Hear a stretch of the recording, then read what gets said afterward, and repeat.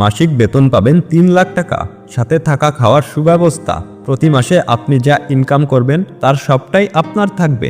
মূলত এইখানে স্থানীয় বড়লোক পরিবারগুলোতে ডিভোর্সি নারীদের সেবা যত্ন করার জন্য একটি চাকরি রয়েছে, যেটি ভিডিওর শেষে বলে দেব কিভাবে চাকরি আপনারা করতে পারবেন। যারা থাইল্যান্ড গিয়ে নিজের পছন্দ মতো জীবনসঙ্গী ও নিজের ভাগ্যকে পরিবর্তন করতে চান, শুধু তারাই ভিডিওটি সম্পূর্ণ দেখবেন। আশা করি আপনাদের উপকারে আসবে। ওই দেশে গেলে আপনার 1 টাকাও খরচ হবে না। হ্যাঁ দর্শক, এমনই একটি বিজ্ঞাপন ছড়িয়ে পড়েছে বিশ্বজুড়ে। বিশেষ করে ইয়ং জেনারেশনের বেকার ছেলেদের জন্য এই অফারটি চলছে। দেশটির নাম হলো থাইল্যান্ড। শুধু ইয়ং নয়, সকল বয়সের পুরুষদের জন্য চাকরিটি প্রযোজ্য।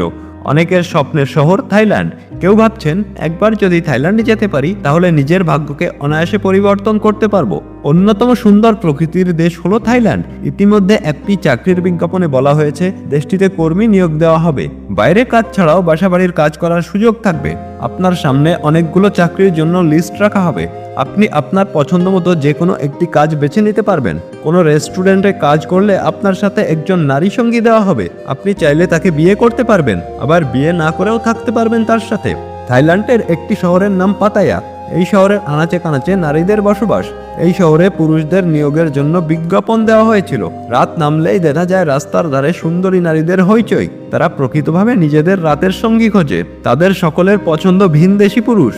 পাতায়া শহরকে এক কথায় বিনোদনের শহর বলা যায়। এখানে নারীদের অধিক বসবাস। পুরুষদের খাটানো হয় শুধু নারীদের সেবায়। থাইল্যান্ডের সমাজে টাকার জন্য প্রাপ্তবয়স্ক বিনোদন নতুন কিছু নয়। 1860 সাল থেকে প্রায় প্রত্যেকটি প্রাপ্তবয়স্কদের বিনোদন কেন্দ্র সেখানে বৈধ। প্রত্যেকটি রাস্তার মোড়ে মোড়ে একটি করে নাইট ক্লাব থাকে।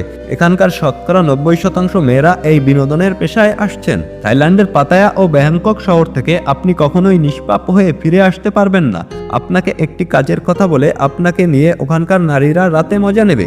এখানে আসলে কোনো না কোনো লালসা আপনাকে টানবেই, হয়তো নারী নয়তো লাল পানি। তাছাড়া রয়েছে বড় বড় সব ক্যাসিনো। সবকিছু বাদ দিলেও এখানকার নারীর লালসা আপনাকে কখনোই ছাড়বে না। এমনকি রাস্তা দিয়ে রাতের বেলা যখন হেঁটে যাবেন, রাস্তার পাশে দেখতে পাবেন মেয়েরা দাঁড়িয়ে আছে। একটু পাশে গেলে আপনাকে নিয়ে তারা টানাটানি শুরু করে দেবে।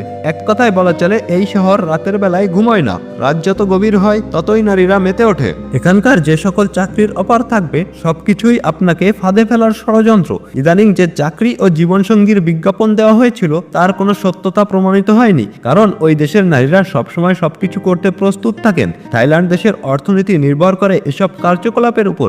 আপনাকে যদি কেউ প্রলোভন দেখিয়ে থাইল্যান্ড পাঠাতে চায়, ফুলেও ফাঁদে পা দেবেন না। আজকের ভিডিওটি মূলত আপনাদেরকে সাবধান করার জন্য সাজানো হয়েছে। যেসব দেশে পুরুষ বা মহিলারা থাইল্যান্ডের ফ্যামিলি বাসায় কাজের জন্য নিয়ে যায়, তারা বিভিন্ন নির্যাতনের শিকার হয়। পুরুষদের বাধ্য করা হয় দিনের পর দিন এসব কাজ করার জন্য। অনেক বাঙালি এ সকল লোভে পড়ে প্রবাসে গিয়ে বিভিন্ন নির্যাতনের শিকার হচ্ছেন।